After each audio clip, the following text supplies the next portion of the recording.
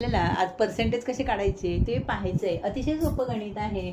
अगदी मोठं वाटते पण अगदी सोप्या पद्धतीने आपण हे गणित करणार आहोत. हे 2700 आहे. 2700 चे ह्या शब्दाचा अर्थ काय? गुणिले. पुढे दिले 80% म्हणजे 80 चे 100 असं लिहून घ्यायचं. पुन्हा चे आलाय गुणिले लिहायचं.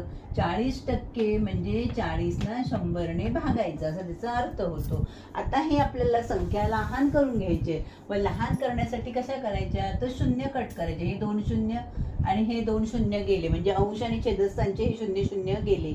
आता हे उरलेले 2 शून्य आहे तेही घालूया आपण. हा 1 शून्य हा 1 शून्य गेला म्हणजे आपण संख्या लहान करून घेतली. आता वरती उरले किती? 27 गुणिले 8 गुणिले 4 यांचा काय करायचं आपल्याला गुणाकार. मग आपल्याला उत्तर मिळणार.